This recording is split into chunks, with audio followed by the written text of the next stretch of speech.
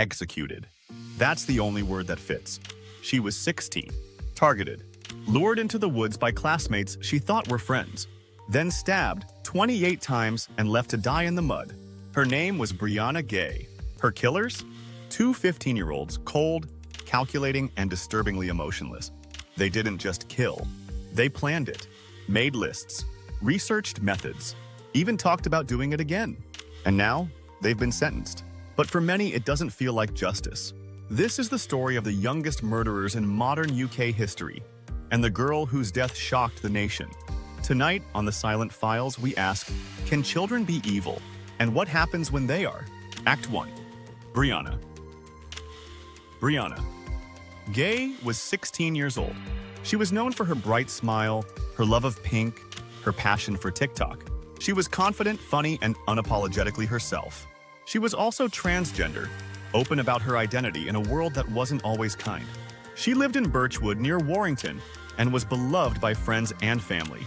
She dealt with bullying, but she pushed forward. She was finding her voice. She was never supposed to be a headline. Act 2. The day it happened, February 11th, 2023. Brianna received a message from a girl she knew. Let's call her Girl X. They made plans to hang out in Linear Park, a walking trail on the edge of town. Brianna told her mom she was heading out and would be back soon. She was never seen alive again. Later that afternoon, a couple walking their dog found her body, face down, covered in stab wounds. 28 in total, most to her chest and neck.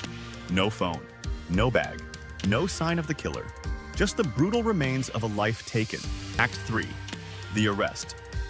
Within 48 hours, police arrested two suspects.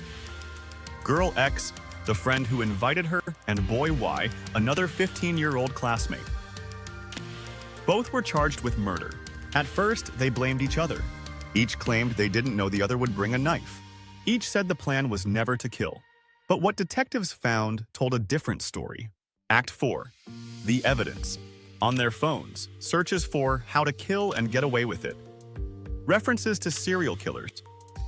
Chat logs discussing how they might become murderers together. On Girl X's device. A list of people she said she wanted to hurt. A fascination with torture methods. Boy Y had kept journals. Some included mock murder plans. Some described wanting to feel what it's like to end someone's life. Police said the killing wasn't spontaneous. It was calculated, premeditated, cold, and both had played a role. Act 5. The trial. The trial began in late 2023. Because of their age, reporting was restricted, names sealed, faces hidden. In court, the two teens showed little emotion. At times, they smiled.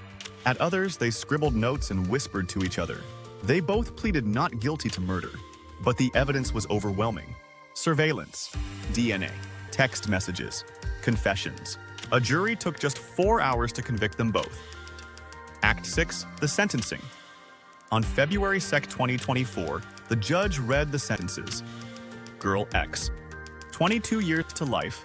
Boy Y, 20 years to life. They will be eligible for parole in their 30s or 40s, but only if deemed no longer dangerous. Both remain anonymous for life under court order.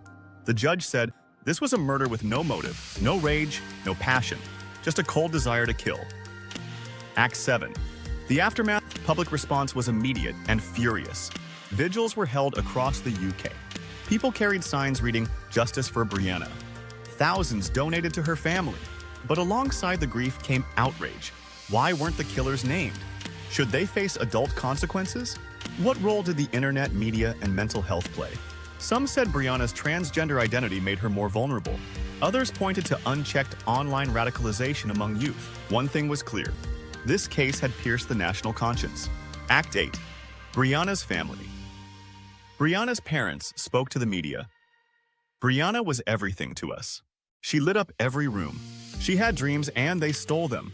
They called for reforms in education, in online monitoring, and in how juvenile justice is handled when the crime is so severe. Brianna's mom added, "We will never get her back, but we can fight to make sure no one else goes through this." Final act, executed. That's what happened to Brianna. Not just physically, emotionally, spiritually, publicly. By two classmates who saw her not as a person, but a target.